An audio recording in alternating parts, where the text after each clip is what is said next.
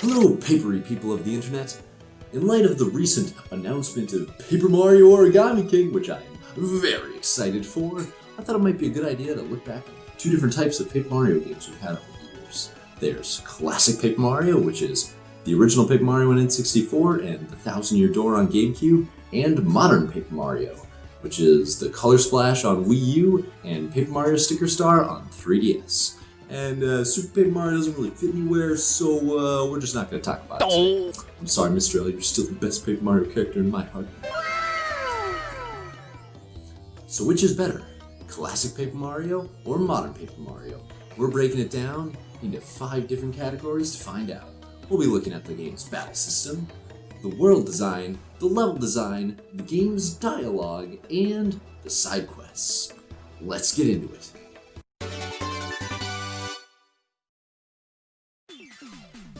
To many, the appeal in Paper Mario's battle system comes from its simplicity. The low numbers for both health and damage allow you to methodically plan out each turn. In classic Paper Mario, most of the time, you'll know the enemy's health and you'll know exactly how much damage you need to do to defeat it. In modern Paper Mario, it kinda throws all this strategy out the window, since in Color Splash, enemies no longer even have health bars, and instead, their health is visually displayed by how much paint they have left in them.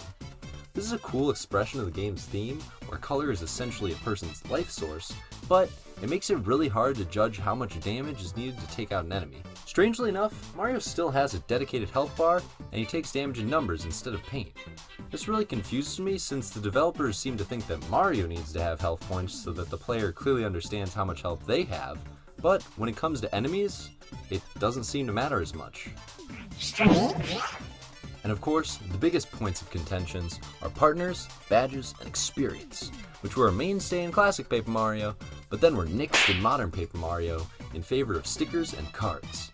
Many people hate stickers and cards with a passion, but me, honestly, I'm not too offended by them. I mean, how I see it is they took badges, Mario's partners, and Mario's movesets, and they crammed them all into items.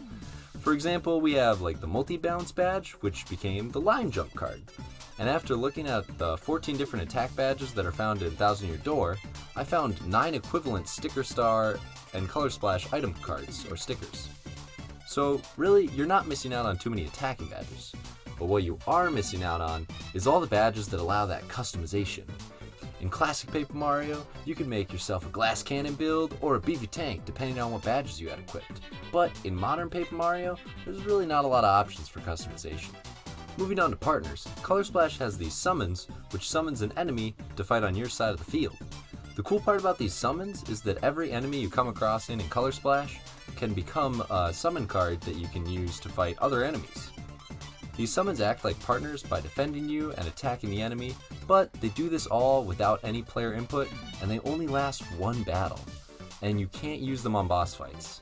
They kinda just feel like knockoff versions of partners in my mind.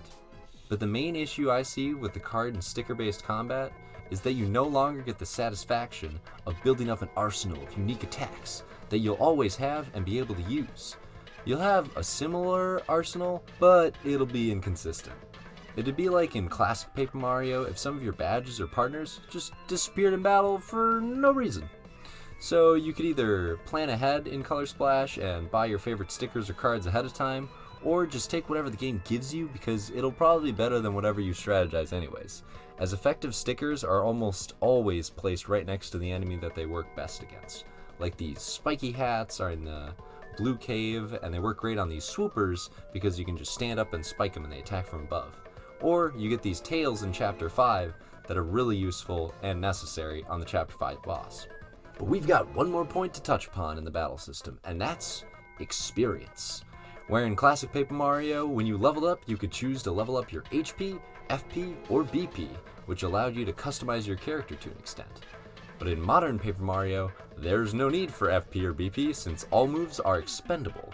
Although I would argue that in Color Splash, the paint hammer system is somewhat similar to FP in some respects, since in order to use stronger cards, you have to paint them in so that they do full damage.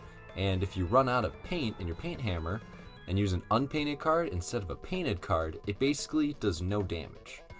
So I'd say modern Paper Mario has HP and FP upgrades to some extent, but you can't choose which to invest more into, as HP upgrades are only found in story progression in Color Splash, or as collectible goodies in Sticker Stars, and FP, like Hammer Scraps, are only obtained through battle, making them sort of like XP, but you can only use them to upgrade FP.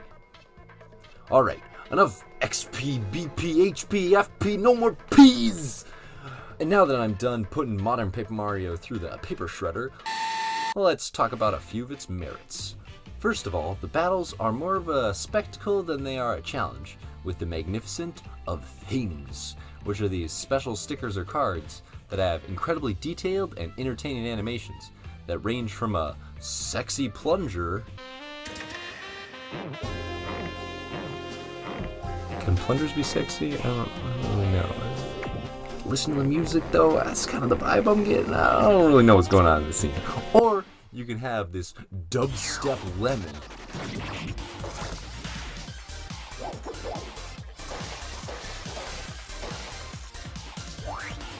Second is that boss battles are much more difficult since you need to pay super close attention to the thing sticker that you'll need that's scattered around the world before you jump recklessly into a battle, or you may get an unavoidable game over. Yeah, that's right. You need a specific item in order to beat every boss in both Color Splash and Sticker Star. And I wish the game informed you a little better that you need these particular things to beat bosses. But it's super satisfying to use the right thing sticker on a boss that is weak to it. So in the end, the key to a good battle system is to keep the player involved and have the information clearly given to the player, which is what Classic Paper Mario does best. Classic Paper Mario's world design consists of having many different areas for its chapters that are all connected by this central hub town. In the original Paper Mario, we had Toad Town, and in the Thousand Year Door, we have Rogueport. Between each chapter, you'll need to explore this hub and solve some sort of problem in order to open up the next chapter. This allows you to experience the game's chapters as large cohesive experiences without many interruptions to sidetrack you. Modern Paper Mario games lean in favor of having a world map that allows you to access its different levels one at a time. This allows for more bite-sized experiences that you can finish within a sitting, and usually, each level has its own contrived plot that builds into the chapter's overarching story. The main thing these two styles affect are the realness of world and the sense of progression. So the game should be trying to convey that the world is a real place, inhabited by the residents of the land. Classic Paper Mario shows this with towns like Koopa Village, Toad Town, Gusty Gulch, and Twilight Town, each with their unique residents. In modern Paper Mario, there are some different locations where people hang out, like this cafe or this beach, but each game really only has one real town, which is the hub town that you start in, and the only characters that live there are Toads. This creates kind of a lack of depth in other Paper Mario NPC enemies like Goombas, Koopas, and Shy Guys, since they now only have an identity as a Bowser baddie and nothing more. Except this Shy Guy that you meet on the train, he is your bro, he is excellent, I love him, and then you kill him later and it makes me so sad, and a moment of silence for Shy Guy. He was such a bro. Alright, that's enough. Time to move on to how world design affects progression.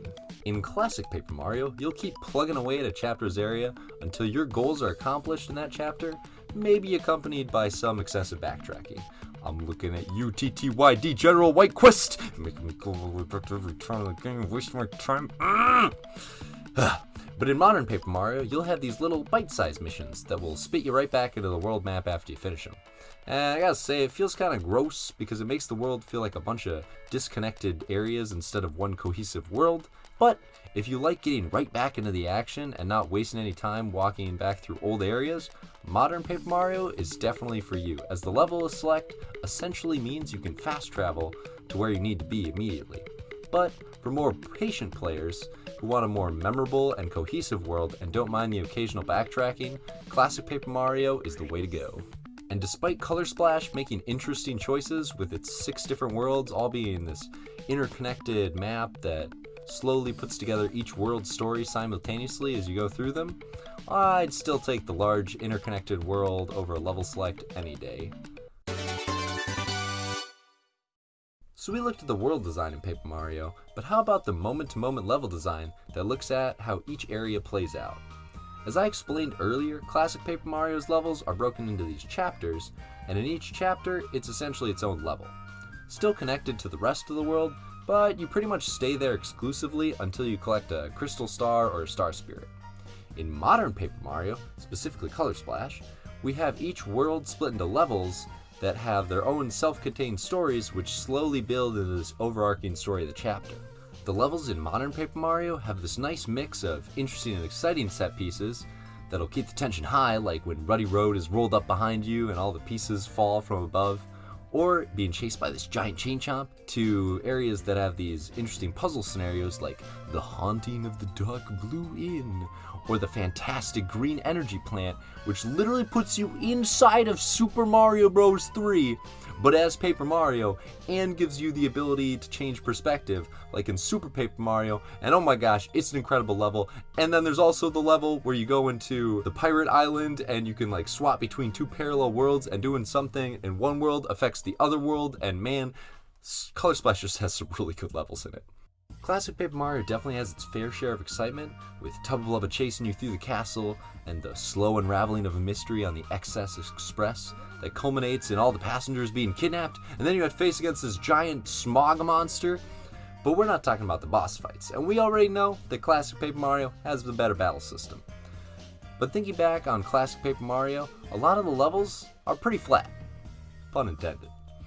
And as you walk along this 2D plane, there's not a lot of interaction with the Z-axis. Essentially, most areas are just long hallways.